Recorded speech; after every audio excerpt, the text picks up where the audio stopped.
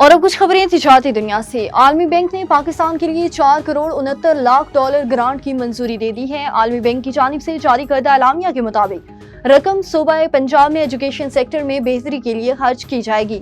Primary classes میں طلباء و طالبات کی تعداد کو بڑھایا جائے گا۔ اعلامیہ میں کہا گیا کہ گرانٹ سے اسکولوں میں طلباء کی تعداد کو بڑھانے میں بھی مدد ملے گی۔ پاکستان اسٹاک مارکیٹ میں انڈیکس 1,50,000 پوائنٹس کی حد بحال کر گیا۔ کاروباری ہفتے کے پہلے روز کاروبار کے آغاز پر اسٹاک ایکسچینج میں مثبت رجحان دیکھنے میں آیا ہے۔ 600 سے زائد پوائنٹس کے اضافے کے ساتھ پاکستان اسٹاک مارکیٹ میں 100 انڈیکس 1,50,007 پوائنٹس کی سطح پر پہنچ گیا۔ واضح رہے کہ گزشتہ کاروباری ہفتے کے آخری روز اسٹاک ایکسچینج میں 100 انڈیکس 258 پوائنٹس اضافے کے ساتھ 1,49,493 پوائنٹس کی سطح پر بلند ہوا تھا۔ اور 11ویں قومی مالیاتی کمیشن ایوارڈ NFC اجلاس طلب کر لیا گیا۔ وزارت خزانہ کی ذرائع کے مطابق چیئرمین NFC وزیر خزانہ محمد اورنگزیب کی زیر صدارت قومی مالیاتی کمیشن کے 29 اگست کو شیڈیول ابتدائی اجلاس کا ایجنڈا جاری کر دیا گیا۔